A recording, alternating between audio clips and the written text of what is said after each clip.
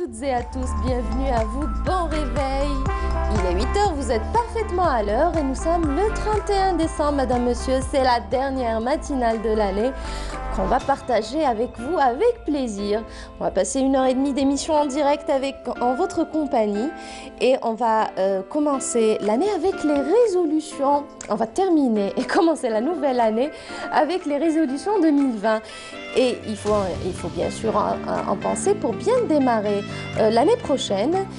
Et encore faut-il ces bonnes résolutions, les respecter et les appliquer. Aïda Mechri sera là justement pour en parler. Nessiba Jaïdir s'intéressera ce matin dans la rubrique Mosaïque au parcours de l'artiste peintre Kemal Nour. Une exposition intitulée Mon pays se raconte qui se poursuivra jusqu'au 16 janvier prochain. C'est son exposition et Nessiba on parlera ce matin. Nafar Mezari dans la rubrique high-tech a choisi de passer en revue les moments forts et les avancées technologiques de la dernière décennie. Et Nour Moqaddam reviendra dans la rubrique environnement à l'épigénétique. C'est la science qui étudie justement, qui étudie pas l'expression mais l'impact de l'environnement sur l'expression des gènes. Dalia Mezaguer sera également de la partie ce matin pour nous donner quelques bonnes adresses et des bons plans sortis pour spécial réveillon. Allez, sans plus tarder, la météo avec Amel Arifi.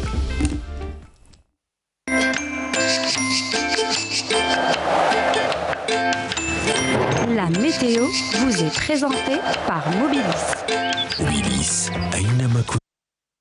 Bonjour Amel. Bonjour Soumeya. Comment ça va? Ça va, merci. Quelle résolution, une bonne résolution? Pas encore, hein, je réfléchis encore. Vous avez le temps, janvier, février. Oui. Et on démarre avec de bonnes résolutions. Inch'Allah. Inch'Allah. Il paraît qu'il va y avoir des flocons de neige sur le Tassili. Probabilité. Oui, sur le Tassili. On verra si ça va se réaliser cet après-midi. Eh bien, on verra bien. On verra bien. Merci, on y va avec la météo du jour. Merci Soumia. Bonjour à tous et bon réveil. Eh bien, pour aujourd'hui, on aura de la brume et des nuages bas ce début de matinée sur l'ouest et le centre.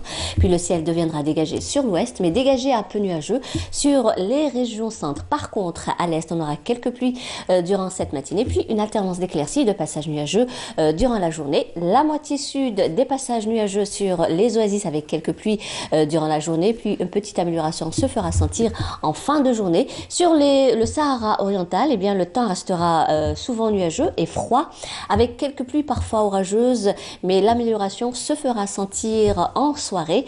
Et comme on l'a dit tout à l'heure, eh bien, quelques flocons de neige probables sur les monts du Tassili dépassant les 1000 mètres d'altitude. Également quelques flocons sur les hauteurs de l'Est, plus exactement sur les Aurès, sur les hauteurs dépassant les 1000 mètres d'altitude durant cette matinée. Ailleurs, rien à signaler, le soleil s'en donnera à cœur joie sur le sud-ouest, la Saoura, le nord Sahara, le Sahara central et l'extrême sud avec 2 fréquents soulèvements de sable sur le Sahara central et tout au long des frontières algéro-maliennes.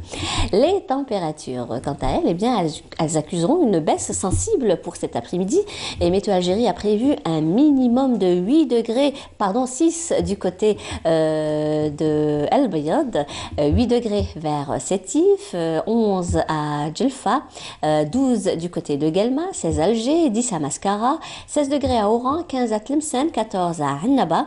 Au sud, 14 degrés du côté de Béchar, 13 à Gardaya, 15 degrés Hassim Soud Ouagla, 11 vers Ilizi, 18 à Drar, Insalah, Tamanrasset, Janet et enfin le maximum toujours à Bodj Bedjumkhtar et Ingzam avec 26 degrés. Et comme d'habitude, on va faire un petit voyage du côté de l'Europe. Le ciel restera partiellement nuageux à Berlin, Prague, également Londres, Dublin, Paris, Bordeaux, Varsovie, de la pluie attendue vers Athènes, le soleil brillera de tous ses feux, vers la péninsule ibérique, également Rome, Budapest, Copenhague, partiellement voilé à Berne.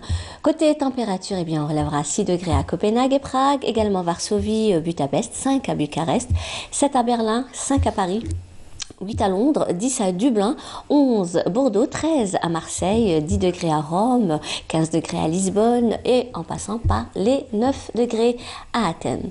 Voilà, je vous retrouve tout à l'heure, juste après le journal télévisé de midi et très bonne journée.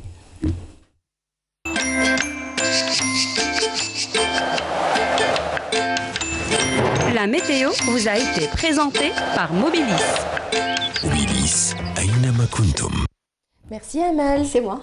Bonne journée à vous Également. et puis bonne année. Bonne année d'avance. Merci beaucoup. Alors, on se retrouve tout à l'heure en tout cas. Meilleur vœu. Merci, merci beaucoup. Allez, je vous invite à suivre ce reportage. C'est celui de Nessiba Jaïdir. C'est une exposition de peinture de l'artiste Ahmed Bouziane à la galerie d'art Beya. Plus d'une cinquantaine d'œuvres d'art de l'artiste peintre y sont exposées. Regardez. À la galerie d'art Beya, l'ambiance est aux couleurs. Des couleurs savamment travaillées par l'artiste peintre Ahmed Bouziane. Pour cette exposition, il présente plus d'une cinquantaine d'œuvres d'art. Des peintures sur toile et des sous-verts où il laisse libre cours à sa créativité. Une créativité avec en toile de fond bien des émotions. La peinture, c'est sa passion. Elle vit en lui. Actuellement, il s'y consacre pleinement. J'ai commencé à crayonner dès mon jeune âge et peindre. Puis je m'illustrais avec un collectif de groupes de peintres. À partir de cela, j'ai continué à m'exprimer dans des portraits. Dans des portraits. Des personnages typiques de la ville. En 86, j'ai continué dans une expérience personnelle où j'ai visité les œuvres de Khadda ici à Khan. Dans cette exposition, une dynamique artistique et une approche plastique. L'artiste laisse parler son imaginaire. Avec une sensibilité toujours en éveil, il extériorise ses sentiments et états d'âme. Dans un art en mouvement, un univers intérieur qui rejaillit dans ses peintures. Tout en étant attentif à tout ce qui l'entoure, Bouziane exprime ses émotions d'artiste. Et dans ce champ thématique, bien des thèmes abordés. J'ai travaillé beaucoup sur cette symphonie. Qui a une grande relation avec ma personne. On a le sentiment d'apprécier l'œuvre et en même temps entendre avec une belle musique. Il y a une harmonie dans ce travail. Son espace plastique, il aménage avec force et émotion.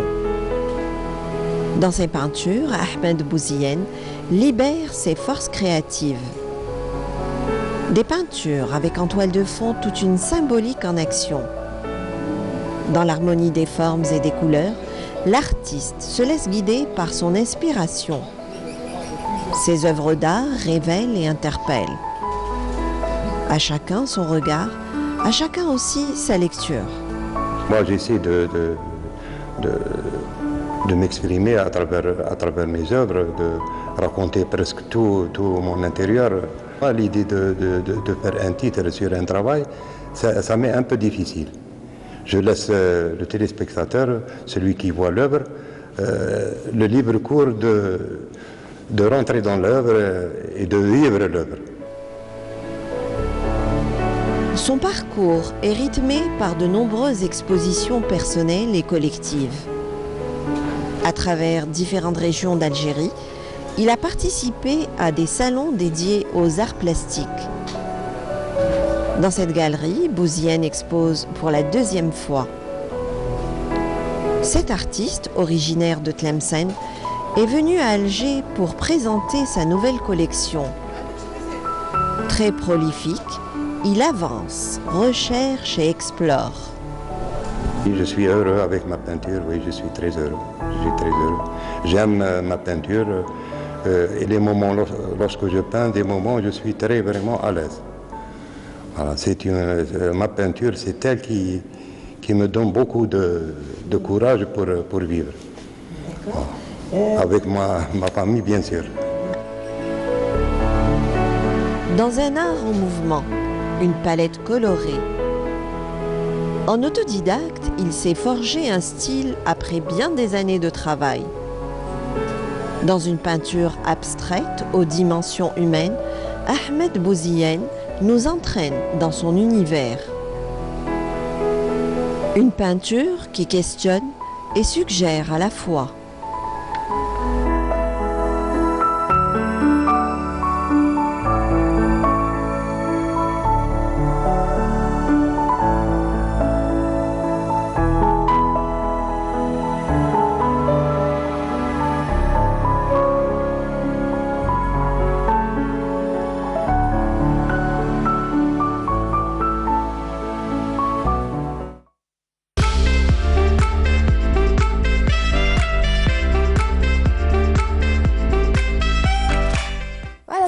Sur le plateau de Bonjour d'Algérie, très belle exposition que nous propose Nessiba ce matin. Nessiba Djaïdir, bonjour, marhaba bik.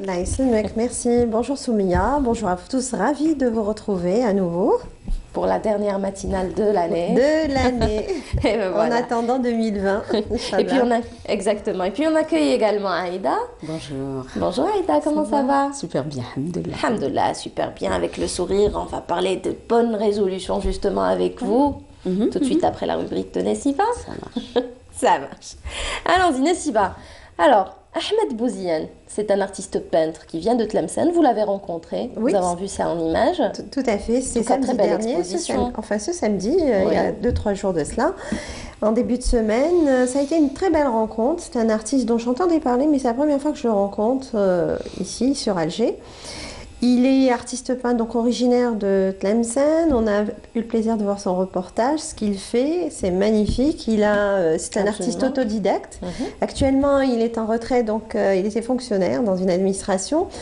Il se consacre pleinement à sa passion actuellement. Donc, il a le temps de peindre, de donner libre cours à sa créativité. Il a exposé je dirais plus d'une 50aine d'œuvres d'art, comme vous l'avez annoncé tout à l'heure dans le sommaire d'émission. Plus d'une 50aine d'œuvres d'art. Alors, des peintures sur toile et des sous-verts aussi. Donc, il a travaillé sur les sous-verts, la gouache, des encres. C'est très très coloré, comme vous avez pu le constater. Vraiment c'est assez particulier, très coloré. Surtout quand il s'agit d'un artiste autodidacte. Oui, autodidacte. Qui arrive à innover de la sorte. Absolument. Il a eu un parcours classique, dont des aptitudes au dessin dès sa prime enfance, encouragé aussi par son entourage à aller de l'avant et au-delà. Il n'a malheureusement pas eu l'occasion et la chance d'étudier à l'école des Beaux-Arts, mais en autodidacte, il a essayé d'avancer. Il a fréquenté pendant quelques années, dans les années 80, le fameux groupe très connu dans la région de Tlemcen, le groupe de Marnia. C'est un groupe d'artistes ils se sont regroupés en petits groupes, pas en association vraiment, qui activent énormément dans la région de Tlemcen. Et ils animent, l'originalité, c'est qu'ils animent et gèrent un petit espace. C'est dans une église qui a été transformée en galerie d'art à Marnia. J'ai eu l'occasion de passage à Marnia, j'ai eu l'occasion de visiter cette église qui est magnifique, qui a été transformée en galerie d'art. Il y a un magnifique jardin à l'extérieur et il y a beaucoup d'artistes d'Alger, de la région de Marnia, de l'Est, de l'Ouest qui viennent très souvent dans cette galerie exposer. Et là, donc, Ahmed Bouziane a fréquenté ce groupe pendant des années. Il a eu aussi à côtoyer des artistes de renom. Et puis, petit à petit, il a fait son petit bonhomme de chemin. C'est un artiste qui a énormément bougé. Oui, il a énormément bougé d'est en ouest, du nord au sud. Il a participé à de nombreux salons dédiés aux arts plastiques. Des salons qui sont organisés traditionnellement par les directions de la culture au niveau de chaque wilaya. Donc il s'est nourri de toutes ces rencontres, il a eu de belles expériences et puis il s'est forgé, je l'ai dit dans le reportage, il a fini par se forger un style très personnel, il a sa petite touche. Propre à lui, exactement, Soumia. Et il est dans l'abstraction complète. Donc c'est très très coloré chez lui, même s'il a une petite douleur qui vit en lui.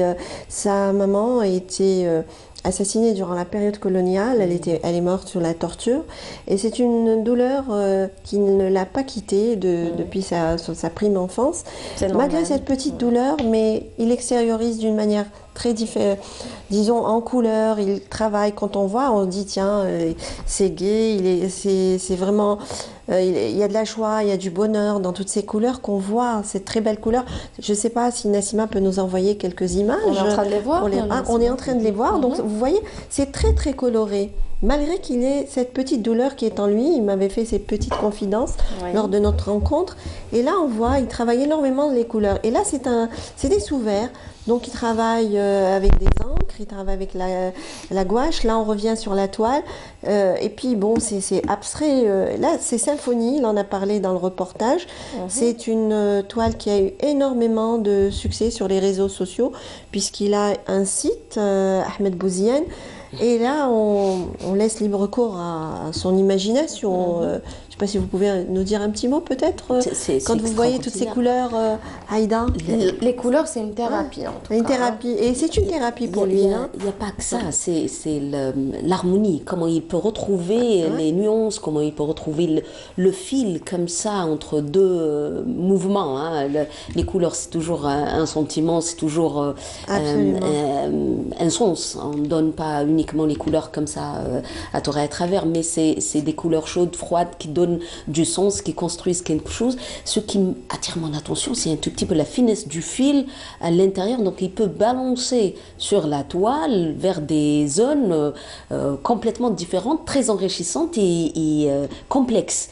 Et ça donne une maîtrise extraordinaire. Et peut-être si tu me permets, tout à l'heure, pour ne pas couper le fil de tes idées. Non, pas du tout. Combien que c'est riche de revenir au dessin de l'enfant. Hein. Le dessin, c'est tout un monde chez l'enfant, c'est un langage à part entière, c'est un apprentissage à part entière. Pouvoir vivre, habiter toile ou une feuille ou un espace du gauche à droite, du haut en bas, avec une richesse, ça a une richesse interne, attention, ça c'est une maîtrise extraordinaire. Et puis ça montre à quel point, peut-être qu'il n'a pas le verbe pour le dire, mais il a l'outil et la manière de le dessiner. Ça c'est extraordinaire. Tout à fait, il s'exprime en peinture. C'est vrai qu'il n'a pas le verbe pour le dire, mais il s'exprime par la peinture, il extériorise ses sentiments, ses états d'âme, et c'est extraordinaire. Sa manière de s'exprimer, c'est un artiste en même temps. Absolument. Non, franchement, elle vaut le détour, et ça se passe à la Galerie d'Art Beya, dans une très très belle scénographie visuelle. Ça se passe au Palais de la Culture, la Galerie d'Art Beya. C'est une galerie qui porte le nom déjà Beya. C'est un grand nom. Voilà, l'artiste peintre Laïl Hama, qui nous a quittés dans les années 80. C'est une artiste qui a marqué son temps, son époque, et qui a marqué de son empreinte l'art pictural algérien. Autodidacte aussi. Elle a fait aussi beaucoup de chemin, et elle est très connue à l'échelle internationale. Si tu permets, juste par rapport à Beya, mais aussi elle avait une touche comme ça infantile. On avait comme l'impression qu'elle se... Naïf, infantile. C'est comme...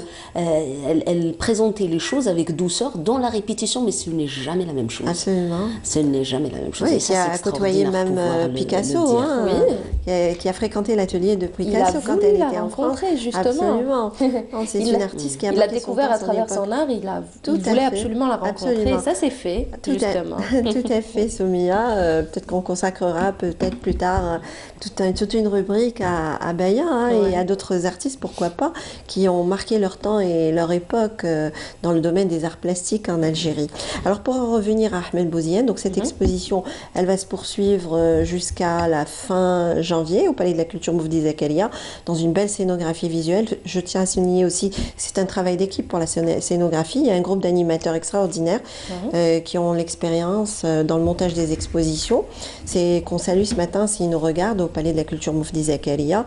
Donc ça s'est fait en collaboration avec l'artiste, et on a pu le voir dans le reportage, vraiment une scénographie magnifique qui a mis en valeur, parce que c'est important la scénographie visuelle, qui a mis en valeur cette belle exposition signée par Ahmed Bouziane, un artiste qui est venu de Tlemcen, pour aller à la rencontre du public algérois. Cette exposition va se poursuivre jusqu'à la fin janvier. Et voilà, c'est dit. On va passer à une autre exposition. Qui a fait l'actualité aussi. Mon pays se raconte. Et c'est l'exposition de l'artiste peintre, donc Kamel Nour. Kamel Nour, ça a été aussi une belle rencontre, et il expose actuellement à l'hôtel Sofitel. Il faut savoir que l'hôtel Sofitel met à la disposition, gracieusement, à la disposition des artistes, des espaces, une petite galerie, enfin un espace au niveau du premier étage. Et il expose ses œuvres d'art. C'est un artiste aussi qui a une sensibilité extraordinaire. Ça a été aussi une très très belle rencontre. C'est un artiste autodidacte aussi, enfin autodidacte, disons, il est quand même passé... il a fait un petit passage bref à l'École supérieure des beaux-arts d'Alger. D'accord. Durant 2 années, pour des raisons personnelles, il a quitté cette école pour aller faire d'autres études. Des études, eh oui, Aïda, des études de psychologie. Ah oui. Et il est psychologue de formation, Oui. mais pas de profession, parce qu'il a fait d'autres formations à la sortie de l'université, à sa sortie.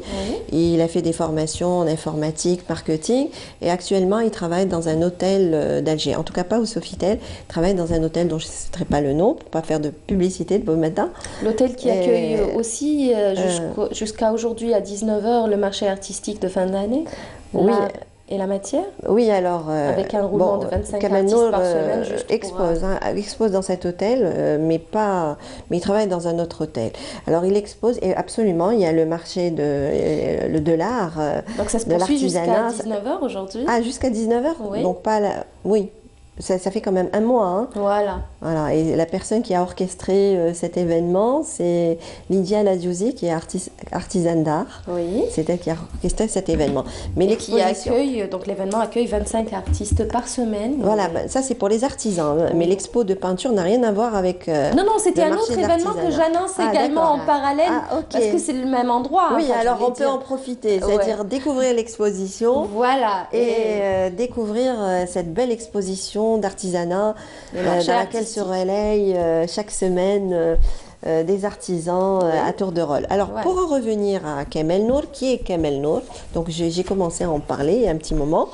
Et c'est un artiste qui a beaucoup de talent, beaucoup de sensibilité. Ça a été une belle rencontre aussi. Donc il a fait un petit passage bref et puis bon, il a continué à travailler sa peinture en solo. Il a eu à exposer à plusieurs reprises, à titre collectif et individuel, dans des hôtels, dans des galeries d'art. Et là, c'est une exposition qui regroupe pas moins d'une 30aine d'œuvres d'art. Et c'est dédié à l'Algérie, puisqu'il dit, le titre c'est Mon pays se raconte. Donc il y a énormément, il y a quelques œuvres d'art, plusieurs œuvres d'art sur Alger, des sites, des monuments historiques, des paysages du Sud, et très amoureux du Sud. Qui ne peut pas être amoureux du grand Sud algérien? Ces beaux paysages. Envie de suivre le reportage justement, n'est-ce pas? Allez, on va se faire plaisir. Allez, on va se faire plaisir. Plaisir aussi aux téléspectateurs et découvrir cette belle exposition intitulée Mon pays se raconte et signée par Kamel Nour. Voilà, donc dans le reportage que vous allez suivre, l'Algérie est représentée, comme dit Nessiba, à travers donc cette exposition, celle de Kamel Nour, un artiste peintre mais aussi photographe qui reproduit ses photographies en peinture. Regardez, c'est assez particulier et c'est signé Nessiba Jaïtir ce matin.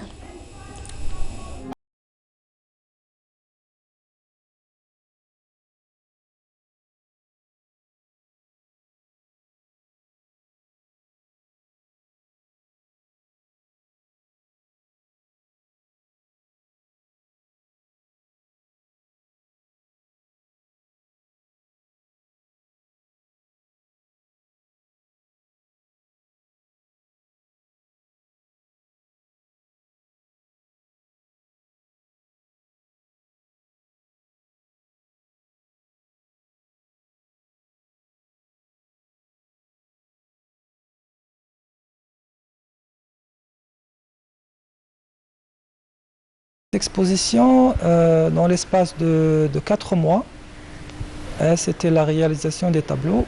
Par ailleurs, j'ai effectué des travaux de recherche. C'était des travaux de recherche, disons, dans 6 mois. Dans l'espace de 6 mois, j'ai fait des recherches.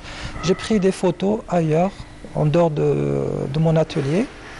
Je me suis déplacé un peu partout, Alger, les environs d'Alger.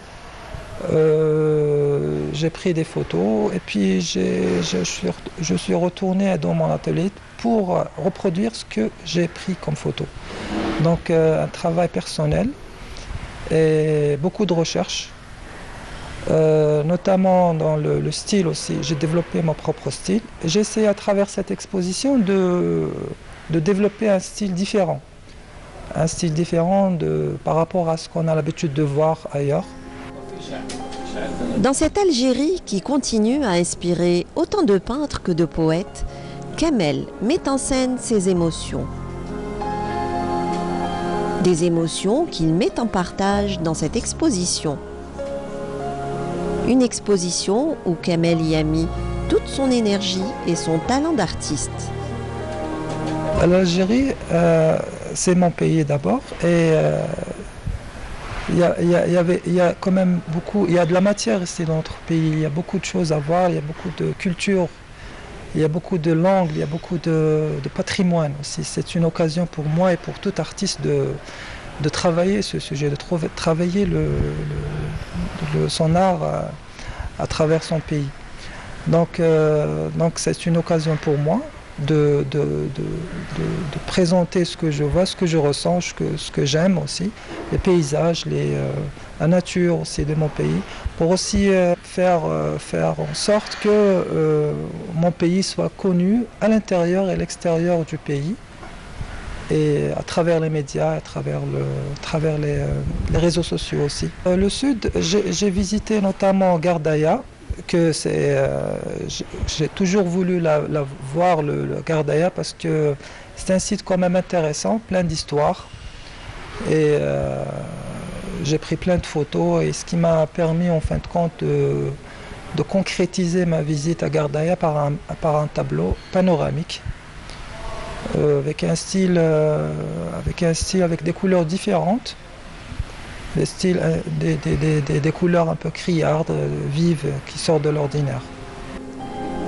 Paysages, portraits, scènes de vie nous entraînent dans l'univers de cet artiste. Au gré de ses coups de cœur, il met en valeur le riche patrimoine culturel algérien. Dans ses peintures évocatrices, un jeu de matières et de couleurs. Une matière à laquelle il donne vie et forme au bout de ses pinceaux. Je travaille surtout la couleur, j'essaie de faire sortir la couleur qui reflète mes sentiments, avec la manière dont je vois le sujet. Donc à partir de mes sentiments, je fais ressortir la couleur qui représente ce que je ressens à travers tel ou tel paysage, telle ou telle scène de vie. Donc avec une technique donnée, avec une touche développée, j'utilise surtout de l'acrylique, de l'huile en même temps, technique mixte, avec la spatule, les pinceaux, parfois aussi j'utilise les journaux, les magazines pour donner un style moderne, un style jeune, un style contemporain, urbain à la fois. C'est un mélange de plusieurs styles qui font que ce style-là que j'ai développé fait que je me distingue d'autres artistes. Comme des notes de musique, tout s'anime dans ses peintures. Formes et couleurs évoluent en harmonie. Et chacune de ces toiles raconte son histoire. Bien ancrée dans le terreau culturel algérien, chacune d'entre elles exprime une émotion. Le tableau de la scène de vie des femmes de la Casbah, je voulais absolument montrer cette scène qui est déjà moderne. On voit déjà une femme qui prend en photo une autre femme, alors qu'à l'époque il n'y avait pas de portable. Mais je voulais dessiner cette scène pour montrer que les traditions ne sont pas uniquement réservées au passé. Les traditions peuvent être toujours d'actualité.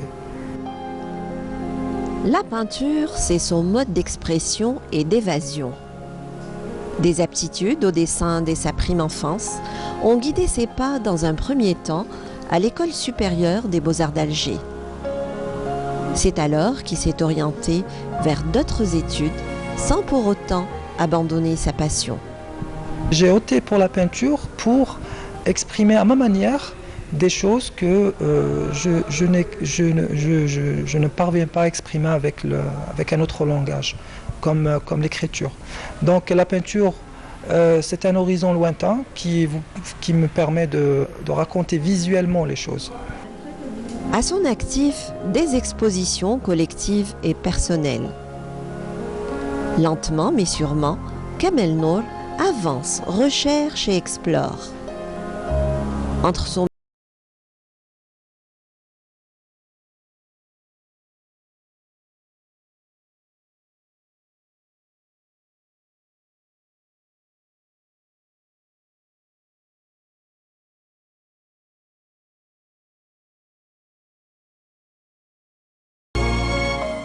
Voilà, c'était le cadeau de fin d'année de Nassiba.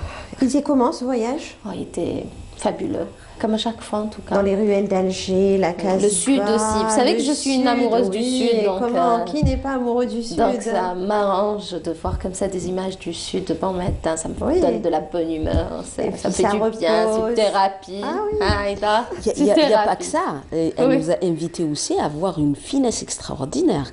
Ces petits ongles comme ça, les petites touches, fenêtres, on Le dirait souci qu'il du détail, qu'il a une oui. manie de retrouver les zones et les petits détails. Travailler moi, comme ça, Ouais. moi je crois que c'est une grande compétence dans la patience et aussi l'harmonie de la couleur. Et ça, c'est pas étonnant pour quelqu'un qui a frôlé un peu le monde de la psychologie. Hein. Ça, c'est un monde là où on découvre les petits détails et on a la patience aussi de vivre les touches, les petits angles comme ça du mouvement et des formes. Et ça, c'est extraordinaire. Oui, Tu on nous va dire invites le vraiment à souci, avoir une il a le différence. souci Le souci du détail, Il est dans la... Oui, presque allez-y. la recherche du parfait, j'allais dire. Ah oui, oui, oui, Il est perfectionniste, on a l'impression que c'est quelqu'un qui a ce souci de bien faire. C'est-à-dire reproduire une photographie, c'est quand même assez particulier.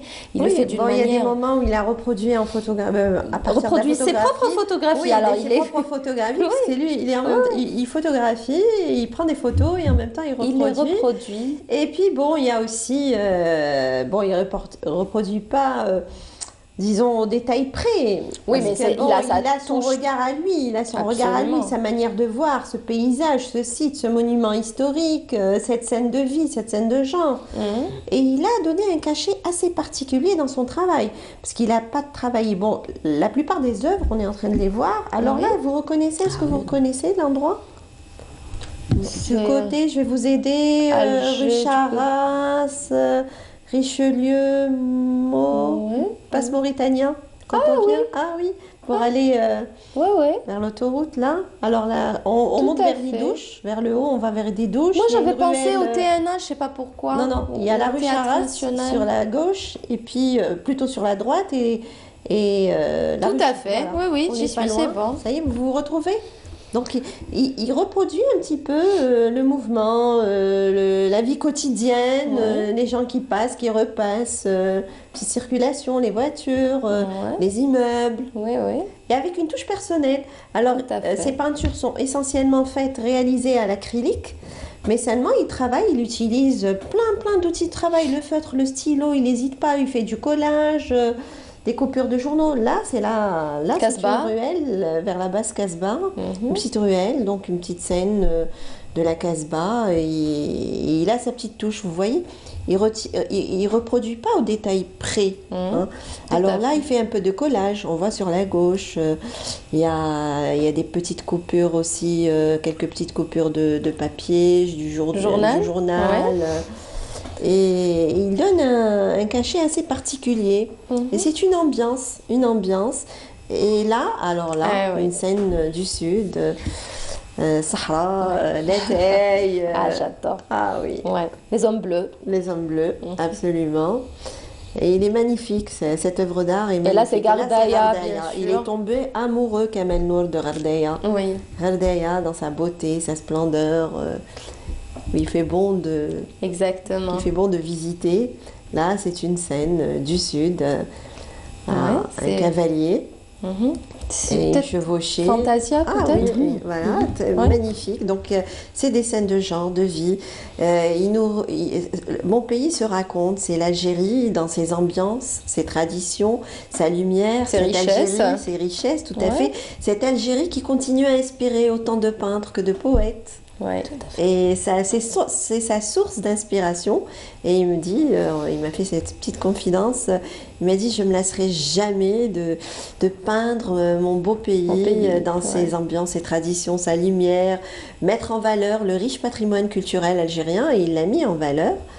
Et on c'est a vu l'amour de la patrie. en même temps. absolument, très amoureux de son pays. Ouais. Et il a peint Jamal Kbir, on a vu aussi. Alors là, c'est une. Je ne sais pas si vous remarquez quelque chose. Je l'avais dit dans le reportage. Ouais. Qu'est-ce que vous remarquez? Donc, bon, là, on voit des femmes voilées, Oui, des haillées. muqada, dans un patio. Mais vous remarquez rien en arrière-plan Une dame qui prend une photo. qui Non. a un portable. Oui. Donc c'est entre Ah oui, tradition et modernité. Elle est en train de prendre des photos, elle fait un selfie. Selfie. Elle fait un selfie, voilà. Et C'est particulier, ça. Voilà. Alors c'est une scène de genre d'antan. Alger entre hier et aujourd'hui. Entre hier et aujourd'hui, il a voulu moderniser un petit peu la scène et dire que bon, cette Algérie d'aujourd'hui, dans la technologie, le portable, le selfie. Et là, c'est une belle femme algérienne. Oui, avec ses bijoux berbères, valeur. Et donc il a été, et vous voyez, et là on peut dire qu'il a été dans le détail, hein. Tous les bijoux il a peint, elle est magnifique, ce portrait est magnifique. Les couleurs, beaucoup de couleurs. Ouais. Ah là, vous reconnaissez Edir. Edir, parfait. Ah, c'est Edir. Edir, très amoureux du chanteur Edir aussi, de sa musique, de ses chansons. Et là, il a fait quelques portraits. Il y a un portrait de Edir et puis peut-être qu'on va voir tout à l'heure, il y a un portrait aussi de Beyona. D'accord. Oui, et là, en tout cas, c'est particulier ce qu'il fait. Hein. Oui, et il a donné aussi un petit cachet beaucoup particulier. De talent. Et là, la basilique, Notre-Dame d'Afrique. On peut dominer la baie d'Alger. Il y a une vue imprenable, une vue panoramique. Et il a peint tous ces sites, ces monuments historiques, ces paysages, ces scènes de genre. Qui se trouveraient géographiquement en face de Notre-Dame de la Garde de Marseille. Oui, bien sûr, on a la réplique, hein, Notre-Dame de la Garde à Marseille, aussi, tout à fait. On domine Marseille. Hein. Oui, tout à fait. Bah voilà, Nessiba, merci beaucoup en tout cas. Je vous en prie. Alors juste pour dire, juste une minute, si vous me permettez, quelques secondes. Donc l'expo, rappelez que l'expo de Ahmed Bouziane, qui se déroule au Palais de la Culture de Mofdi Zakaria, à la Galerie d'Arbaïa, se poursuit jusqu'à la fin janvier. Et l'exposition de Kamel Nour, qu'on salue ce matin s'il nous regarde, se poursuivra jusqu'au 16 janvier. Jusqu'au 16 janvier, parfait. Voilà. Et ça se passe c'est dit. À l'hôtel Sofitel. Et ça se passe à l'hôtel Sofitel. Bah, merci beaucoup. Merci à vous. Merci à vous. C'était fort intéressant, en couleurs. Beaucoup de couleurs, ça met du baume au cœur. Voilà, bonne année en tout cas. Merci, bonne année à vous. Bonne année en couleurs. Merci beaucoup. Voilà, on passe à la rubrique psychologie, tout de suite après ceci.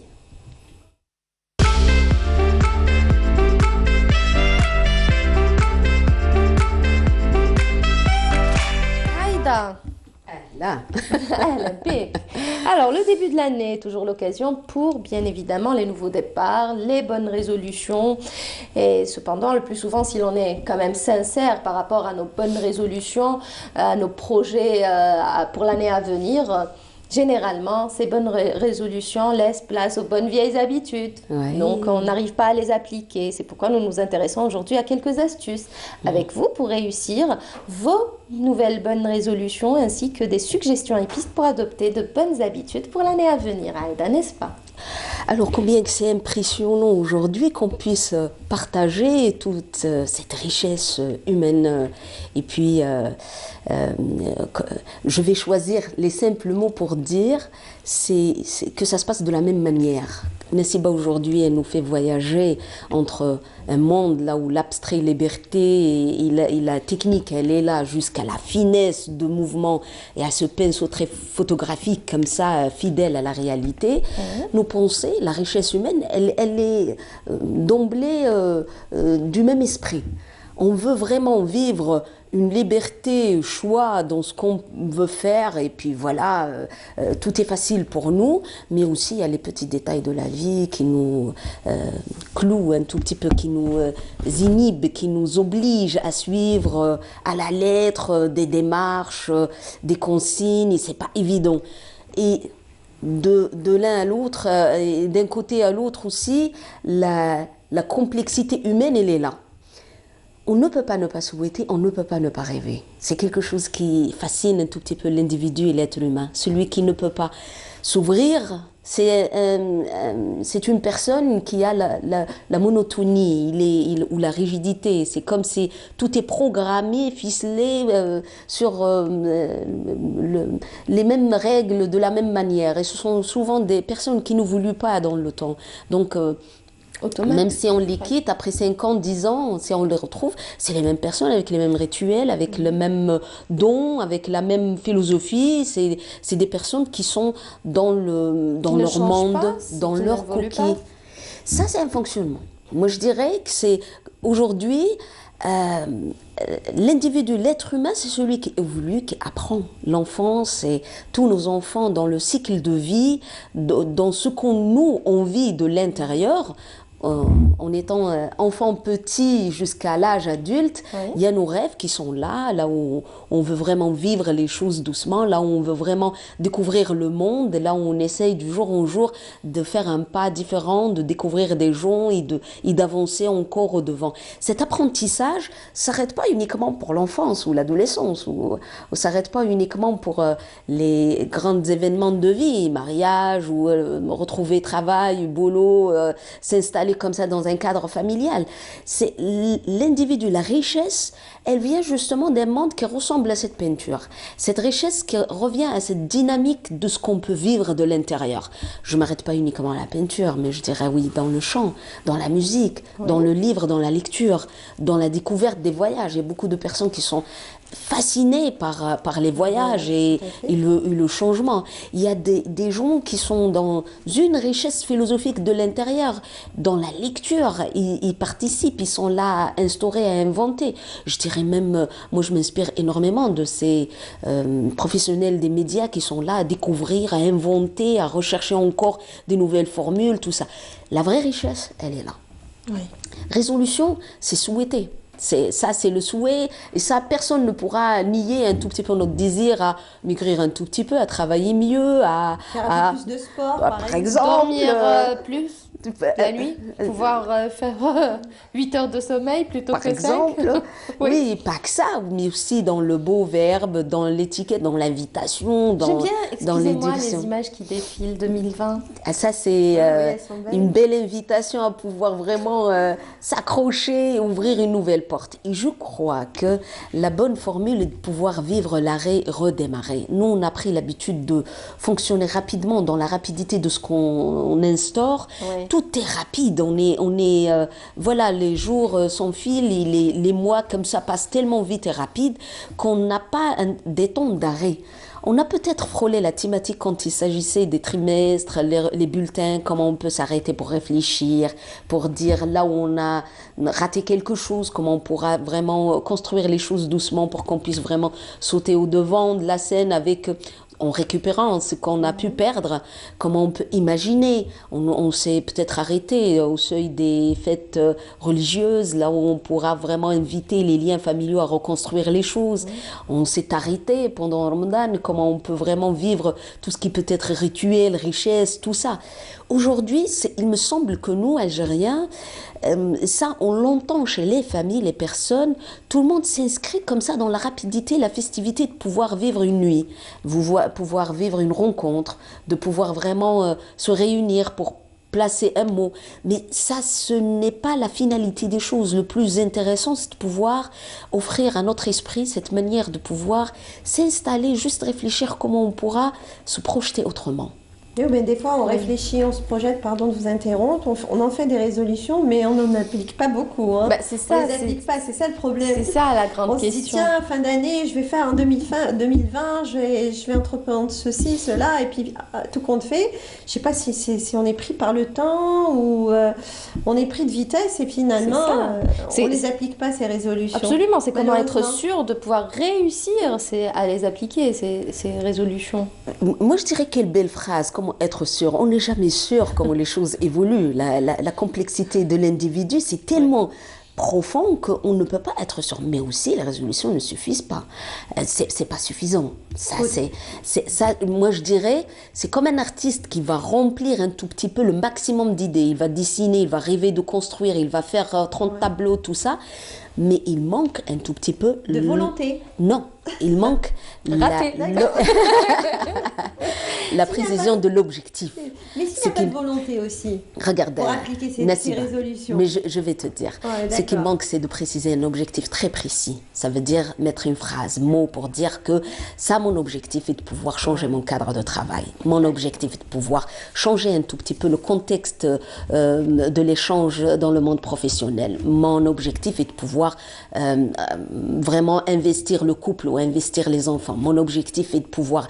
Résolution, c'est de pouvoir inscrire le souhait. Et ça, je dirais, il ne faut pas hésiter à pouvoir remplir ce sac avec le maximum d'idées. Il ne faut pas s'arrêter juste là. C'est-à-dire qu'il faut se fixer des objectifs. Ajouter encore des objectifs très précis, mais aussi placer ce qui ne va pas, parce que souvent, quand on parle des résolutions, ce qu'on oublie, c'est qu'on s'attarde sur ce qui ne va pas.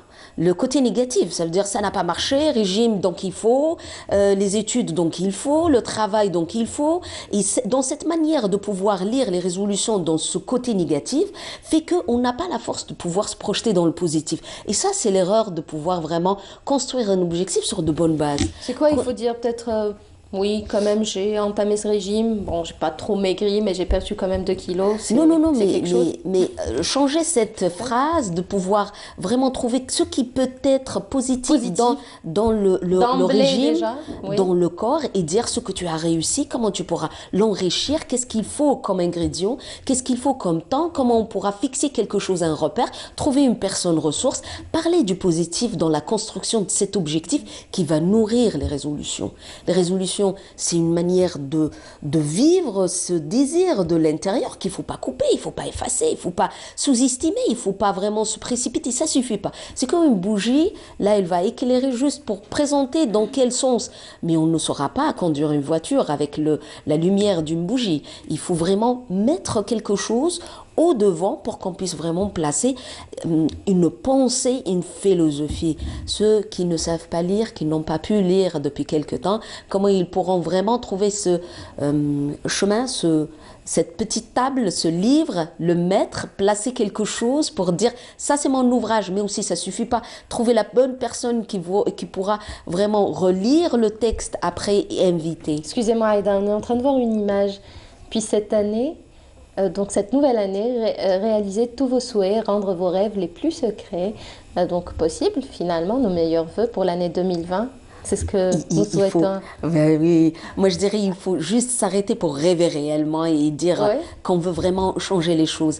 Dans les résolutions, des fois on est rapide, on ne le souhaite pas vraiment de l'intérieur. Vous savez, c'est comme on rêve baguette magique. Ah voilà, le boulot, les enfants, le travail, la voiture, beaucoup de choses, tout ça, voyage. Cette formule de placer les 1, 2, 3, 4, 5, ce n'est pas un vrai désir de l'intérieur parce que la répétition, elle est humaine.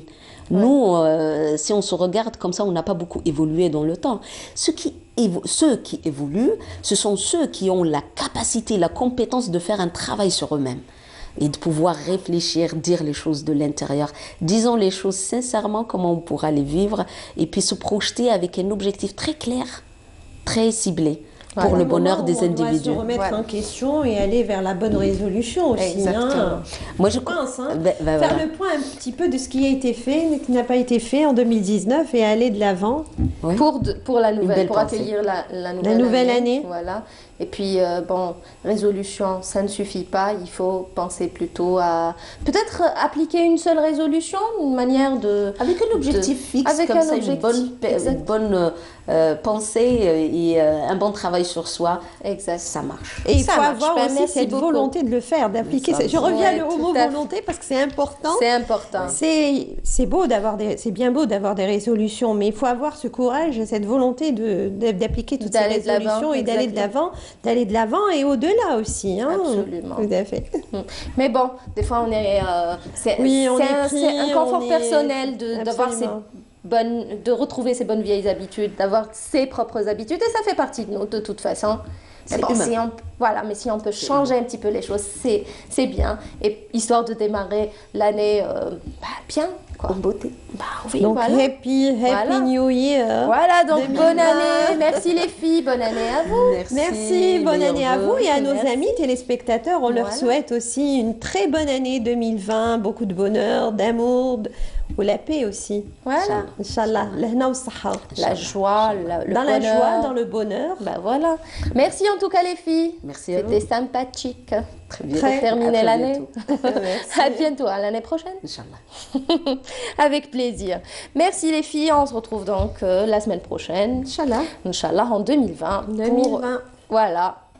Bien sûr, on continue avec mosaïque en couleur. Vous ferez voyager toujours dans le monde de la couleur et rien que de la couleur. Voilà, et notre thérapeute à nous, Aïda. J'aurai le plaisir de vous retrouver l'année prochaine en tout cas. Merci les filles. Merci à vous. On continue donc avec cette exposition, celle d'un artiste qui a réussi à développer son concept, donc sa propre signature. Il s'agit de l'homme jaune. C'est un artiste de pop art. Et il s'agit de Yasser Hammer et c'est Yasmine Chouir qui l'a rencontré pour nous. Regardez.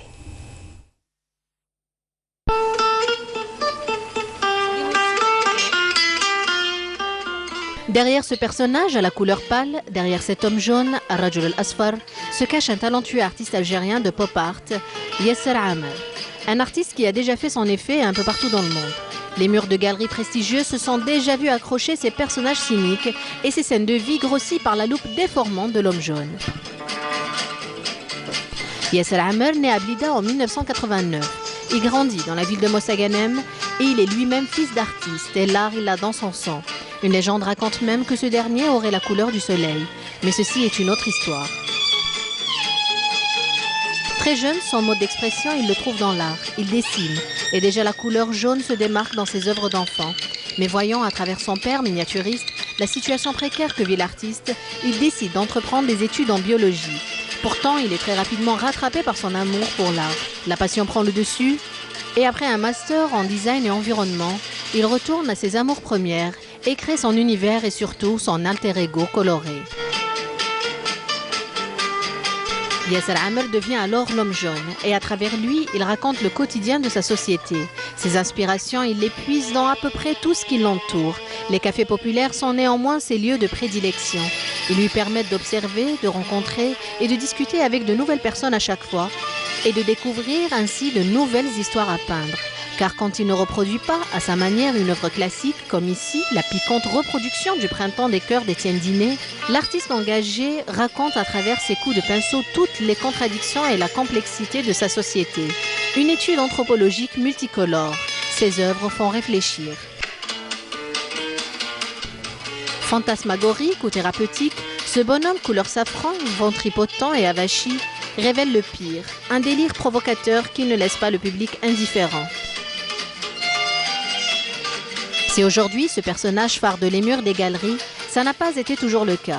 Longtemps, le torturé homme jaune était peint sur les murs de la ville, où il racontait toutes ses peines, inscrivant son maître parmi les plus grands noms de la culture street art algérienne. Les réseaux sociaux lui permettent de faire connaître ses œuvres à un public plus large, ce qu'il continue à faire aujourd'hui en arpentant les routes du Grand Sud algérien et animant des ateliers de dessin et de peinture avec les enfants de la région, les initiant au 3e art.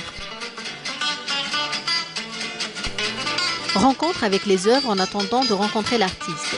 Connu pour sa discrétion, le bruit des grandes villes ne semble pas séduire Yasser, qui préfère le calme de la ville qu'il a vu grandir, où il a fait ses beaux-arts. Mostaganem, terreau d'artistes, garde jalousement les secrets de l'homme jaune et nous les livre à coups de gouache et de pigments jaunes.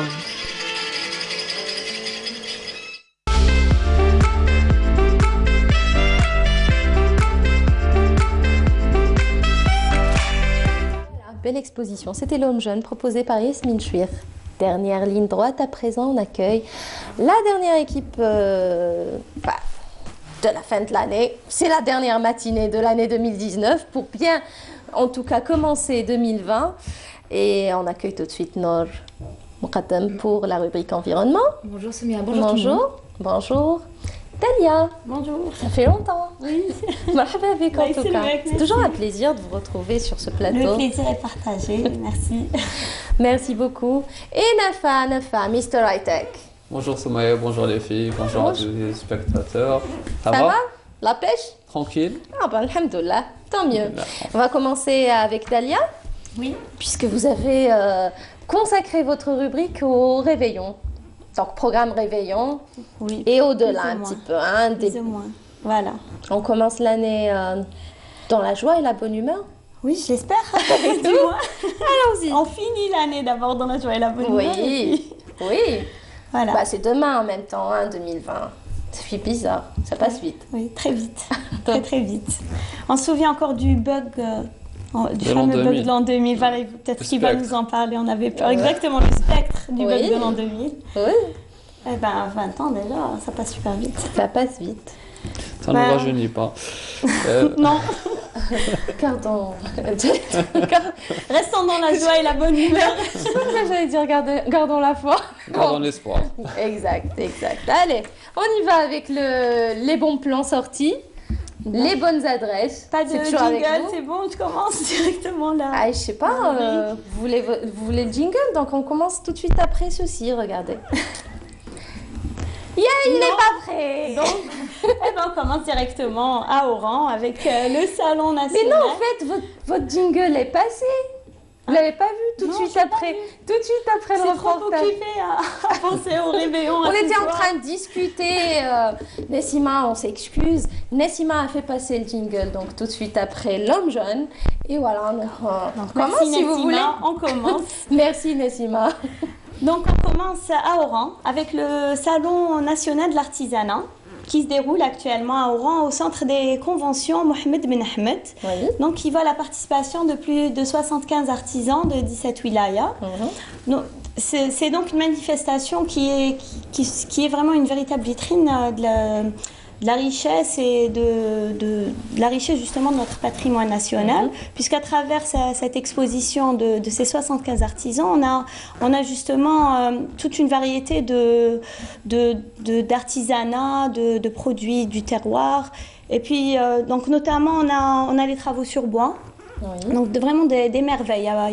Il y a toute l'Algérie qui est représentée. Puisque c'est des artisans qui viennent un peu des quatre coins du pays. Tout à fait, normal, oui, exactement. Donc que ce soit le travail sur bois, sur cuivre, des créations avec du cuivre, les tapis avec les dessins de régions typiques. Donc la tapisserie, la poterie, oui, on a les images, les tenues traditionnelles, les bijoux. Donc c'est vraiment une exposition très riche. Qui se déroule donc à Oran et qui se poursuivra jusqu'au 2. Également. Pardon? À Dinandri également. Également, oui. Ah voilà, il y a les images qui passent. Donc c'est une exposition, une très grande exposition, ce salon national, et qui se déroule à Oran, je réitère, au centre des conventions, et jusqu'au 2. Donc il reste que 3 jours, voilà. Pour ceux qui n'ont pas eu encore l'occasion de visiter. Surtout que demain c'est férié, donc... Oui, je pense, voilà. Pour celles et ceux qui sont du côté d'Oran, vous pouvez en profiter. Oui, et ceux qui passent le réveillon aussi à Oran, il y a un beaucoup qui se déplacent pour changer un petit peu, qui ne s'éloignent pas trop non plus. Donc voilà, c'est jusqu'au 2. Jusqu'au 2, encore 3 jours. Et puis on reste toujours justement du côté de l'ouest algérien, à Tlemcen notamment. Il y a une très belle exposition. Pas loin d'Oran. C'est l'âge d'or, oui, l'âge d'or du cinéma algérien. Donc c'était entre 1962 et 1982, c'est sur 2 décennies, donc qui est représenté dans une exposition à travers les affiches de films de l'époque. Donc c'est vraiment une très belle... On est en train de voir l'affiche de des années de Braise. Oui, voilà. Oui, les chroniques des années de l'Ard al-Hamina, les vacances de l'inspecteur Tahar de Moussa Haddad. Magnifique. Voilà. Ou encore Omar Gatlato. Omar Gatlato de Merzaq Alouache. Oui. Voilà, entre autres, parce que c'était vraiment une période où le cinéma algérien a été très bien représenté, même à travers, était connu de façon internationale. Exact. Rivalisé avec les super productions mondiales. Et puis la bataille d'Alger. Voilà, oui, la bataille d'Alger. J'en ai cité comme ça quelques-unes, 3 ou 4, mais il y aura plus de... Enfin, pas plus, 42 affiches, exactement. D'accord. 42 affiches de films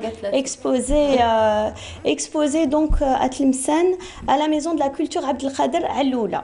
Jusqu'au 10 janvier. Jusqu'au 10 janvier prochain. Et puis on passe aussi les journées théâtrales pour enfants qui se poursuivent. Donc c'est au T1, c'est au Théâtre National d'Alger. Elles se poursuivent jusqu'au 4 janvier. Alors c'est le théâtre... les journées théâtrales pour enfants, c'est en après-midi. C'est chaque après-midi à 14h. Donc, ce qui est bien, c'est que les horaires, ça change pas. On n'a pas besoin toujours d'aller chercher sur Internet. Donc, c'est à 14h, c'est tous les jours, jusqu'au 4 janvier. Et c'est à chaque jour, c'est la production d'un théâtre régional d'une wilaya. Donc on a vu passer une production de Annaba, de différentes wilayas. Et aujourd'hui, justement, c'est le théâtre régional de l'Alma qui donnera sa représentation. Mais c'est un programme qui est destiné aux enfants. aux plus jeunes, exactement. Voilà. Donc pour les vacances scolaires, c'est ce qui a été programmé durant toutes les vacances scolaires et ça se poursuit. Et ça se poursuivra jusqu'au 4 janvier, du coup. Jusqu'au 4 janvier. Jusqu'au 4. La fin des Je vacances. confondais avec l'exposition de Parfait. Je vous suis, hein. C'est parfait. Et puis on termine justement avec ce soir une soirée au réveillon. Donc c'est pas les soirées qui manquent pour ce soir, que ce soit dans les hôtels, les restos, un petit peu partout. Tout intimé, bien sûr. Oui, tout intime. Chez soi également. En intimité. Oui, et puis l'Opéra d'Alger n'est pas en reste puisque propose une soirée un petit peu originale pour un opéra. Donc c'est une soirée funk, de musique funk. Ça change, voilà, ça change. C'est avec le Funk Fathers Band qui sera accompagné du guitariste Salim Allal. Donc, qui va nous replonger dans les années, un petit peu dans l'ambiance des années 80. Et puis pour cette soirée, donc il y aura de la pop funk. Et puis en début de soirée, il y aura aussi un spectacle de danse. Donc en début de soirée, les portes s'ouvrent à 20h. La soirée débute à 22h. Donc il y a un cocktail de bienvenue, un spectacle de danse et puis de la musique funk, pop funk jusqu'à 3h du matin. Voilà pour les amoureux. Pour ceux qui n'ont pas encore prévu quelque chose. C'est pas déjà complet? Non. Généralement, ce genre de soirée, Non, c'est pas... les tickets, on les achète sur place. Vu la capacité de l'opéra. De l'opéra, oui, exactement. Tout à fait. Ça Ils reste peuvent se permettre de vendre encore les tickets sur place. Non, c'est pas encore complet. D'accord, monsieur. Ça va. Peut-être que tu veux changer de... Non, ce sera un petit comité en famille. Donc, Très bien. Dîner en famille. Oui, tout à fait. Et vous avez prévu quoi pour le réveillon? Exactement. C'est une occasion de se retrouver. Exactement, de se réunir. De se réunir. Surtout après une journée de travail, et puis quand on travaille le lendemain, on essaye de pas trop... se fatiguer. Ouais, c'est ça. Pour être au rendez-vous. Vous avez prévu quoi? Pareil, en famille. À la maison. Oui, à la maison, tranquillo. Moi, pourquoi pas. Il sait pas encore. Je pense que je vais opter pour une soirée funk, peut-être partir à Oran. Peut-être une partie de la soirée. Non, mais pourquoi pas, ou à Tlemcen, je sais pas. C'est assez classique, repas en famille. Ça fait du bien. Je sais même pas si je vais tenir jusqu'à minuit, mais bon. C'est vrai. Ah oui, quand on travaille, c'est vrai qu'on est claqué, c'est difficile de veiller. C'est pas évident, oui. On a pris de l'âge. Une nouvelle couche. Une nouvelle couche de vieillesse. Non, vous êtes la plus jeune en plus. En plus, oui, c'est ça. Je pense que c'est le manque de sommeil qui lui fait dire ça, c'est tout. Je dors pas trop en ce moment.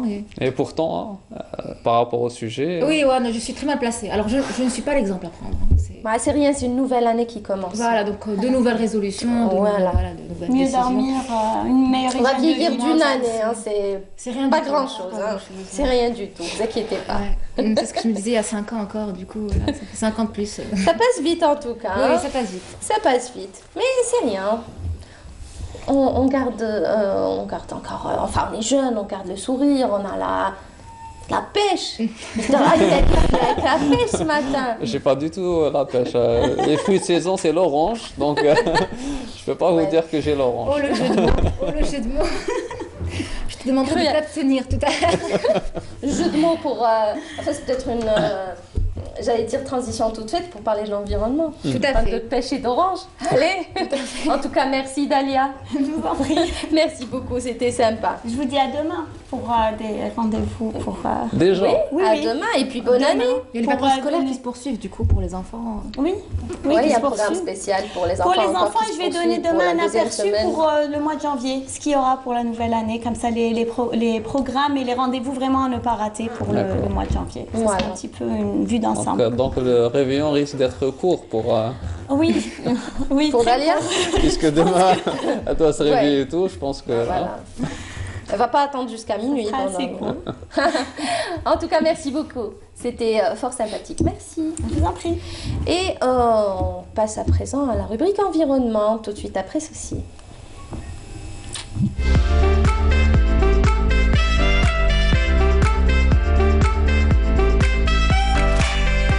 Voilà. Alors, On va parler de l'impact de l'environnement sur l'expression des gènes. Ça s'appelle l'épigénétique et c'est la science qui étudie justement l'impact de l'environnement sur l'expression des gènes. Aujourd'hui, nous y intéressons à travers donc la rubrique environnement de Noor Makhaddam. Et notre mode de vie modifie l'expression de nos gènes. Ça a été prouvé. Petite précision, notre mode de vie modifie pas nos gènes, mais l'expression de nos gènes. Noor. Tout à fait. Alors, il faut savoir déjà que l'épigénétique, c'est vraiment la grande révolution de la biologie depuis quelques années, depuis 5-6 ans exactement. Donc, qu'est-ce que l'épigénétique? Eh bien, c'est la modification de l'expression de nos gènes en fonction de notre environnement direct. Donc l'environnement dans lequel on vit au quotidien. Donc déjà, ce qu'il faut savoir, c'est que 2% de notre ADN, je vois le sourire sur vous, 2%, c'est que nos gènes constituent 2% de notre ADN. Donc qui vont, et c'est ces 2%-là qui vont être responsables de la personne que nous sommes, si nous sommes un homme, une femme, de quelle couleur sont nos yeux, notre physique, si on est un peu potelé ou pas, notre personnalité et notre caractère. Donc qu'en est-il des 98% de l'ADN qui est restant? Eh bien, avec l'épigénétique, justement, ces 98% d'ADN sont en fait directement responsables, comme vous le disiez, de l'expression de nos gènes. Et leur activité est directement influencée par notre environnement dans lequel on vit, notre mode de vie, nos habitudes. Alors, ça veut dire que l'expression de nos gènes, donc la personne que nous sommes, à l'instant T, eh bien, dépend de notre environnement, à savoir de notre alimentation, de notre mode de vie, de notre niveau d'activité physique, si on fait du sport ou pas. De l'environnement dans lequel on évolue, en l'occurrence notre famille. Au fil du temps, tout à fait. Notre rythme de vie, alors si on manque de sommeil ou pas, comme moi, si on stresse ou pas, si on est nerveux ou pas, voilà, notre niveau de satisfaction de la vie en général. Il y a des gens qui n'aiment pas leur vie, qui ne sont pas satisfaits de leur vie, ça impacte sur leur morale, qui a un impact ensuite sur l'expression de leurs gènes. C'est pour ça qu'on va parler aujourd'hui de bonnes résolutions pour l'année à venir. Il faut couper avec toute cette saison négative. Voilà, donc on a un schéma. Et oui, je vais changer mon mode de vie. Voilà, tout à fait. Donc le schéma, c'est résolution, excusez-moi. Je sais pas si on peut remettre le schéma. Oui, vous voyez qu'on a 2% des gènes, donc qu'on appelle notre ADN codant. Oui. Et 98% ADN qui est non codant, donc qui constitue l'expression de nos gènes par l'environnement, qui est influencé par l'environnement. Donc vous voyez un peu, je sais pas si on peut zoomer. L'alimentation, ce que je viens d'énumérer, donc qui va se traduire par l'expression de nos gènes. Rythme de vie, activité physique, tout à fait. Relations. Voilà. Donc un relations impact sociales. Donc même les relations sociales impactent sur l'expression de nos gènes. Et en moyenne, une personne est, on va dire qu'elle est influencée par les 5 personnes les plus proches d'elle. Donc si par exemple moi, on va prendre moi, je suis négative pour vous, Dalia, eh bien vous allez avoir des pensées négatives, ça va influer sur votre comportement, votre morale, qui va ensuite par la suite avoir un impact sur l'expression de vos gènes. Vous allez broyer du noir à cause de moi, mes problèmes ou autres. Voilà. Donc on fait la moyenne des 5 personnes les plus proches de chaque être. C'est pas négligeable, hein. Et bon, donc il faut s'entourer avec des personnes qui vous donnent des ondes positives, les personnes négatives, voilà. Je pense que la vie de toute façon nous permet de faire le tri dans notre vie de manière générale. Donc voilà, on fait le tri petit à petit. Mais c'est vrai, on fait le tri, on éradique. Je vois l'effet. Il paraît que les caresses de maman quand on est bébé permettent au bébé de moins stresser. Oui. Et ça a été prouvé. C'est de l'affection. Oui. Le renvoiement des chats aussi, ça apaise beaucoup. Il y en a qui font des thérapies par ça, ça rigole. Il y a des thérapies aux couleurs, il y a plein de thérapies. Mais d'ailleurs, les chats qui sont recommandés, qui sont des animaux recommandés pour les gens qui sont cardiaques. Qui souffrent d'anxiété, sont nerveux, stress et stressés. tout, exactement. Oui. En tout cas, ces variations épigénétiques se produisent tout au long de notre vie. Exactement. On prend un simple exemple dans une ruche. On a toutes les larves, j'essaie de ne pas croiser ton regard. Le regard de Mr. Hightech. Non, parce que le sujet justement d'avant-hier, on avait parlé justement des activités d'abeilles, mais on voit l'impact de ces insectes justement et l'importance qu'ils ont. Oui, c'est le cycle de vie d'une abeille, donc, mais je vais laisser Noor continuer. Voilà, donc toutes les larves d'abeilles naissent avec le même patrimoine. Je crois que c'est le fou rire assuré. Le même patrimoine génétique, donc lorsqu'elles sont... Je pense que... En tout cas, je ne m'éparpille pas. En tout cas, c'est réversible, j'allais dire. Je ne m'éparpille pas. Essayez de rester lucide quand même. Bêtisier, fin de l'année, voilà. Voilà, donc lorsque ces larves, donc ces abeilles-là sont en état de larves, et bien certaines d'entre elles vont... En tout cas, les recherches menées aujourd'hui permettent de mieux comprendre les mécanismes à l'origine des maladies ou des troubles qui sont donc... Je suis désolée. Il ne faut pas que je croise le regard de Nour. C'est compliqué. Pour 8 personnes en tout cas sur le plateau. Y a-t-il un pilote dans l'avion? Dalia, vous avez d'autres adresses à nous proposer? Non. Entre-temps, bien pour nous. Voilà. Moi, je suis là. Épigénétique, hein. Voilà. Parlons des épigénétique, ça fait pas rire en tout cas. Hein. Mais c'est quelque chose qui est important. Donc lorsqu'elles sont... C'est très important. À l'état de larve, et bien certaines d'entre elles vont manger de la gelée royale. Donc, après avoir consommé... Donc l'alimentation des abeilles, elle est significative. C'est-à-dire c'est ce qu'elle va... Si elles mangent de la gelée royale, ça donne une reine. Ah, carrément. Voilà, ça donne une reine normalement. Hein, je pense qu'on va continuer la rubrique. Et donc voilà. Ça donne une reine et puis les autres... J'ai des notes sous les oreilles. Allez, le rôle de l'environnement.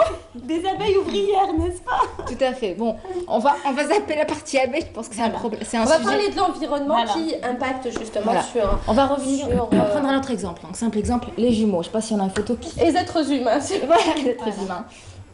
Alors, voilà, ils sont beaux. Très attentif. Voilà, donc on a 2 vrais jumeaux qui vont ensuite au fil de leur vie. Ils sont mignons. Ils sont très mignons. On va imaginer un cas de figure, Nour. Si les 2 jumeaux, on les sépare. L'un reste dans son pays d'origine, avec sa famille d'origine, séparé à la naissance, il ne sait pas partir. Oui. Et puis le deuxième, il est à l'autre bout du monde, dans un tout autre environnement. Oui, séparé. Un tout autre environnement, une autre culture, un autre environnement. Il reste Est-ce qu'il risque d'évoluer de la même manière? En fonction de leur mode de vie, de leur habitude. Mais il y a quand même les gènes qui... Alors, comme je disais, la photo le montrait, 2% de notre ADN. Donc c'est faible. C'est très faible, c'est contre 98. Donc ça peut donner des personnes totalement différentes. Physiquement... Je vous donne physiquement, c'est pas possible. C'est des vrais jumeaux. C'est des vrais jumeaux. Je sais que vous faire passer votre fou rire au Il n'y a pas de souci, c'est passé bon, avec voilà. Les restaurants, ils se ressembleront toujours de toute façon. Tout à fait. Donc on va prendre un jumeau qui aime faire la fête, qui se couche très tard.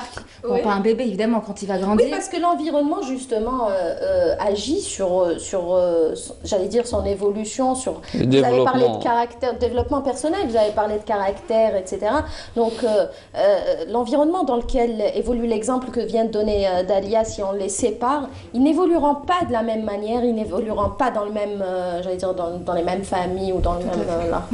Donc ils seront différents quelque part. Ils seront différents. Donc on aura un par exemple qui va avoir tendance à vieillir plus vite, à prendre de la graisse, qui va avoir peut-être des problèmes de santé. Et un autre qui va voir... Je vois votre sourire. Désolée. Il n'y a pas de souci, je suis aussi en cause. Hein. Et un autre qui va respirer la santé, qui va être bien muselé, bien musclé, svelte, etc. Qui va faire du sport aussi. Exactement, oui. Donc il va en passant par des choix il va être modéré dans son comportement. Voilà, donc il faut savoir en bref que nous possédons tous des gènes positifs comme des gènes négatifs dans notre ADN. Voilà, donc...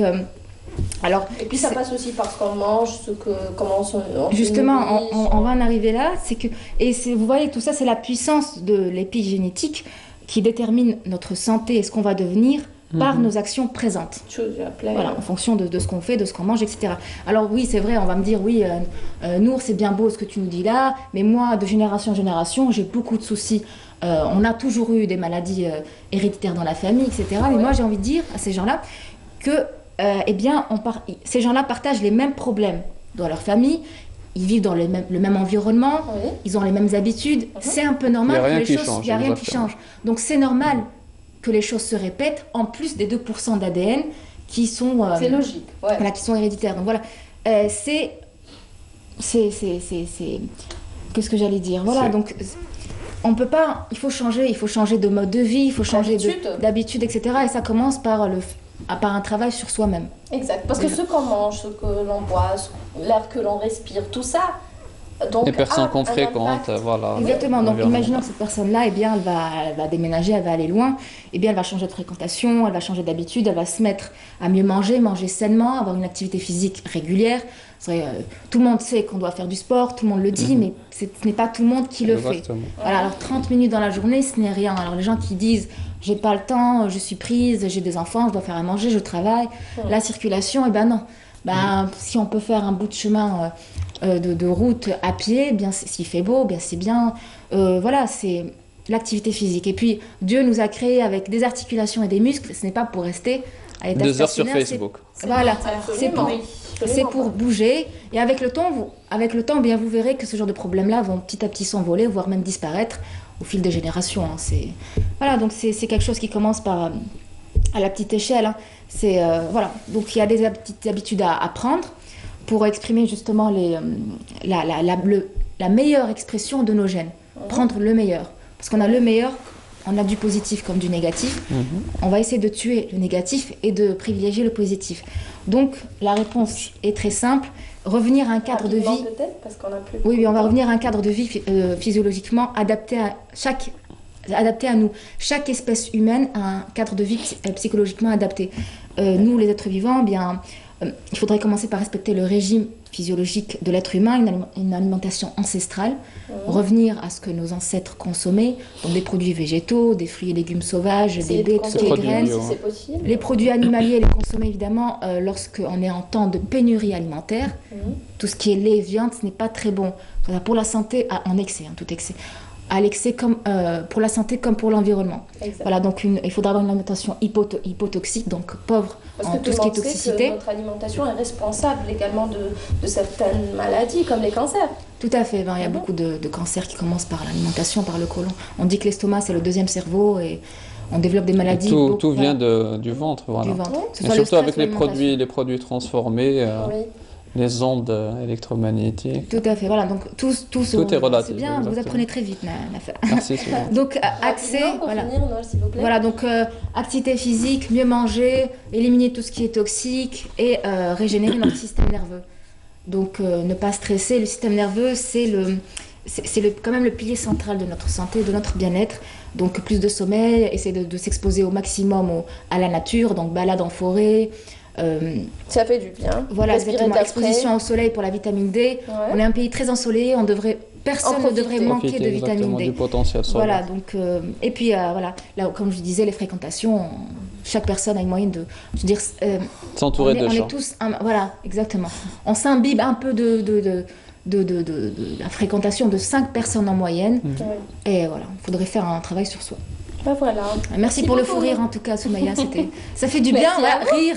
Le rire aussi développe une hormone, l'hormone du bonheur, la dopamine, la sérotonine, qui justement qui influe sur notre morale et notre psychique, et c'est bien. Donc plus de fou rire à l'antenne. Ça nous permet de vivre plus longtemps et en bonne santé. Je sais pas, plus longtemps, je sais pas si c'est vrai. Non, c'est vrai, il y a même des centres à l'étranger des centres de rire. C'est qu'on va, on est en groupe, et on se fait rire mutuellement. J'ai toujours trouvé Nafa va vivre très longtemps. Non, mais c'est important. Nafa va vivre très longtemps. On disait que c'était 5 minutes par jour, ça c'est largement suffisant, mais je pense que 5 minutes, ça peut être faut en abuser. Hein. Ça va? Très bien. Tant mieux. Merci. Donc je pense que... Je vous en prie. Bonne année à vous. À vous aussi. Merci beaucoup. Allez Nafa, on va parler des dernières, de tout ce qui a marqué la dernière décennie. La dernière décennie, exactement. Voilà, la dernière en matière décennie, de nouvelles technologies, de révolution numérique aussi. Ce qui s'est passé, on va dire, ces 10 dernières années. Et je pense que on va faire cette rétrospective rapidement et on va voir l'impact en fait de l'évolution des nouvelles technologies. On va commencer, je pense que on va voir déjà, ça en niveau. Internet, ce média a tout faire, donc on peut plus se passer d'Internet. Et c'est tout à fait normal puisque ça a regroupé en fait. Il n'y a plus de frontières dans le monde maintenant grâce à Internet et le débit, en fait, on va dire le développement du haut débit jusqu'aux nouvelles générations des techniques de communication. justement, c'est ce qui a influencé le développement de tout ce qui est périphérique, matériel. Ça modifie ça modifie, même je pense que ça va modifier aussi notre ADN, puisque 98% est relatif à l'environnement. C'est pas le cas de l'abeille. Je pense pas, non. Je pense qu'on va s'entourer d'abeilles. Qui d'après NAFA produit du lait. Donc, Exactement. La transition entre la décennie. Oui. Je vais essayer de s'accrocher le maximum pour finir, on va dire, en beauté. Oui. Alors donc, cette décennie a été marquée par pas mal d'événements, notamment en 2010, l'apparition du tout premier iPad, c'est-à-dire la première tablette, en fait, qui a été créée par la marque de la pomme. Elle a été suivie, l'année 2010 a été Steve Jobs, oui, qui malheureusement va nous quitter une année après le développement de ce nouvel appareil. On a aussi, l'année 2010 a été marquée par deux grandes choses, deux grands événements. La création de l'application phare actuellement qui est Instagram, donc le réseau social.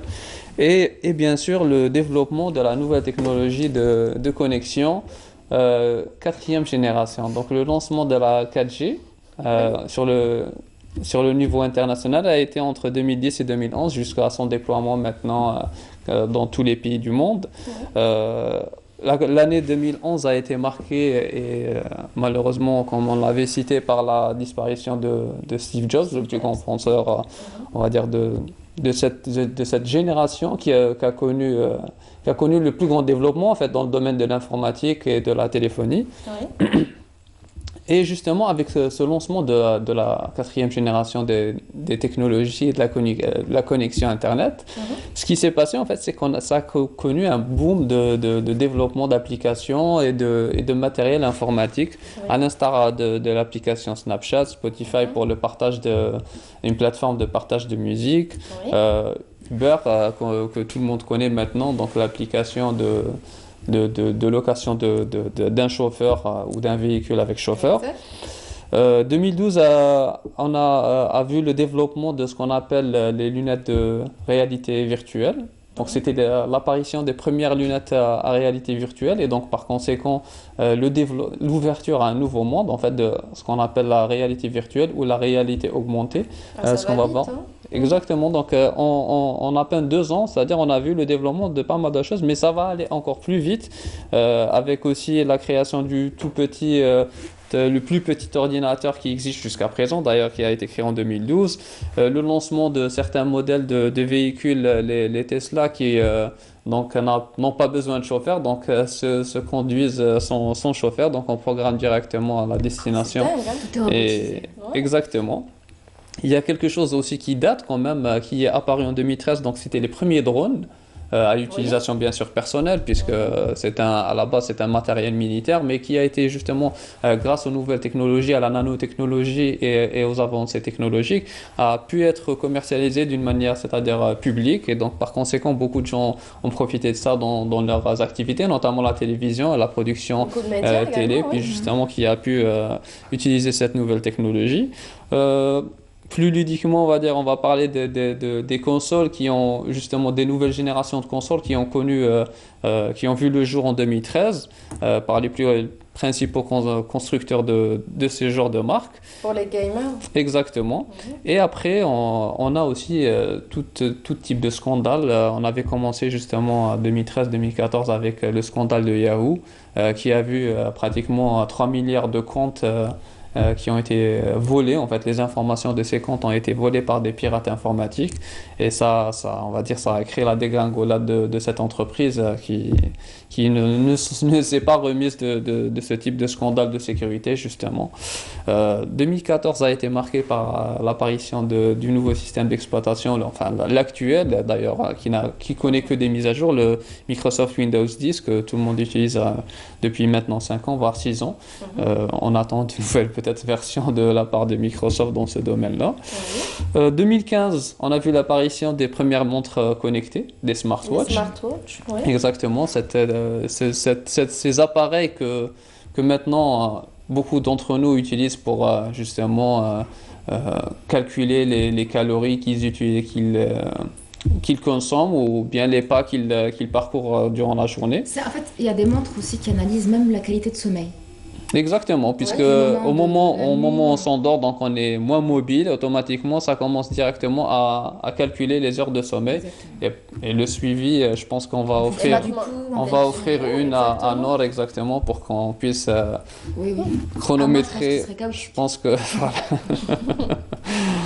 Donc ces montres connectées, donc on voit en fait le développement de ces nouvelles technologies, donc ça va vite, d'année en année on voit l'apparition de nouvelles technologies, de nouveaux gadgets dont on n'avait pas besoin, dont on ne connaissait pas, c'est-à-dire même pas l'utilité avant, et qu'on se retrouve à en devenir dépendant, puisque après les montres connectées, donc en 2016 on a vu les premiers écouteurs ou casques sans fil qui ont pratiquement signé l'arrêt de mort des écouteurs filaires.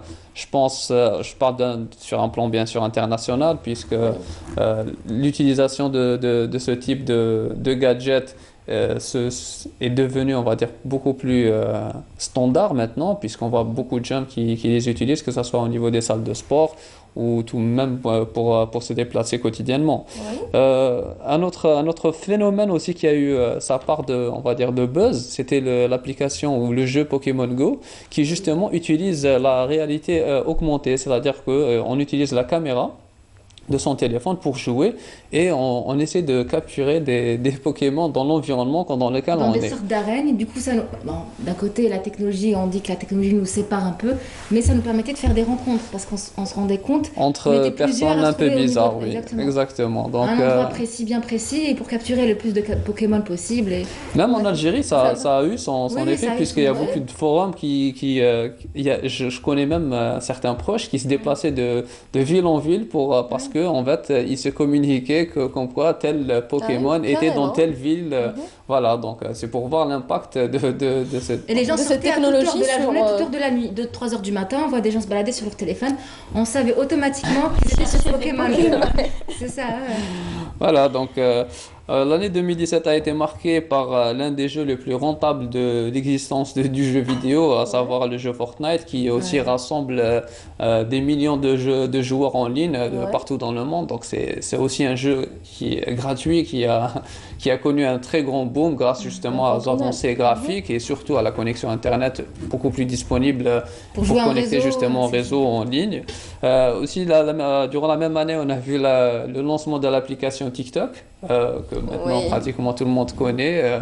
C'était on va dire un succès fou, TikTok. Mais ça reste une copie de ce qu'on appelait auparavant l'application Vine, qui était censée faire des vidéos de 6 secondes, et maintenant on a TikTok en fait qui un peu plus, mais qui s'est développé rapidement, surtout dans les pays arabes, qui devait vraiment devenu quelque chose de ludique. Qui s'est développé rapidement en Algérie également. Exactement, beaucoup d'Algériens créent du contenu à travers TikTok et qui sont devenus, on va dire, influenceurs maintenant grâce à ce type de buzz. 2017 aussi a été l'année du scandale de Facebook, puisque c'était l'année où on a découvert que justement toutes les informations qui circulaient dans nos pages Facebook ou dans, on va dire, nos comptes et nos informations personnelles ont été utilisées sans qu'on ne soit, c'est-à-dire, au courant, et par conséquent ça a créé aussi un vrai mauvais buzz, on va dire, pour le réseau social bleu, exactement. Donc c'était un coup dur pour Mark Zuckerberg et sa team.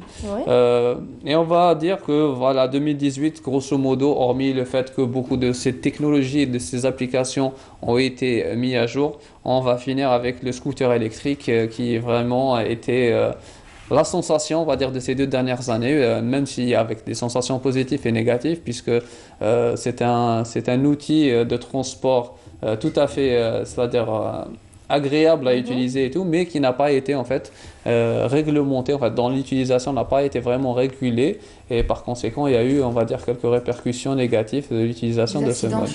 Des accidents par rapport en fait sur le fait d'utiliser par exemple ce type de trottinette électrique. C'est pas vraiment le scooter électrique, mais vraiment une trottinette électrique qu'on peut utiliser avec une application web. La débloquer, directement l'utiliser, mais l'utiliser par exemple sur les espaces publics ou sur les trottoirs des marchands. Donc ça gênait beaucoup de gens, et par conséquent ça a créé un mouvement de colère qui a même suscité la destruction d'un parc de trottinettes électriques. Voilà. Voilà, mais pour revenir surtout sur le développement de ces nouvelles technologies en Algérie, on a vu beaucoup d'avancées justement dans notre pays, notamment la connexion Internet qui a connu une stabilisation et une augmentation de débit assez consistante, donc que ce soit avec le lancement de la 4G ou la fibre optique. Aussi, on a vu le boom qu'a connu justement grâce à ça, donc voilà, le développement des startups en Algérie qui a permis aussi énormément. Exactement, de mettre en avant les talents de jeunes Algériens qui voulaient mettre en avant, c'est-à-dire des projets vraiment porteurs et qui a pu aussi apporter sa touche à l'économie nationale. Voilà pour l'essentiel. C'était une décennie, j'espère que riche en événements. Riche en événements technologiques, on va dire. Un moment fort. Exactement. Et puis riche en avancées technologiques, comme vous dites. Donc, en espérant que, on va dire, la prochaine décennie sera, on va dire, plus écolo, puisqu'on a vu que tout ça en fait a un impact environnemental et sur notre comportement aussi. Donc on restera sur les conseils justement d'une utilisation responsable respectueuse également de cette technologie et d'une maîtrise parfaite de cette technologie sans se retrouver dans une dépendance ou dans des problèmes de santé justement à cause de tout ça. On va vous laisser présenter vos vœux. Directement, mes vœux. Voilà, donc j'espère que, en fait, les bonnes résolutions, tous les jours sont une occasion de prendre des nouvelles résolutions. Mais cette année, j'espère que ça va aller pour notre pays justement. Ça va aller mieux et que tout le monde puisse s'épanouir, on va dire, avec les personnes qu'ils aiment. Voilà, allez, bonne année à vous. Merci Soumaya, bonne année. Vos vœux rapidement. Je rejoins les vœux bonne année, meilleurs vœux. Voilà, bonne année. Santé, passez le plus de temps possible avec vos proches. On ne sait pas quand la vie. C'est important. Voilà, merci beaucoup en tout cas. Bonne année à vous aussi. Bonne année à nos amis téléspectateurs. Merci de nous avoir suivis. J'aurai plaisir de vous retrouver l'année prochaine, Inch'Allah. Et puis d'ici là, c'est important de garder le sourire. C'est très important. Le rire aussi. Et puis profitez de vos proches. La vie est trop courte. C'est là.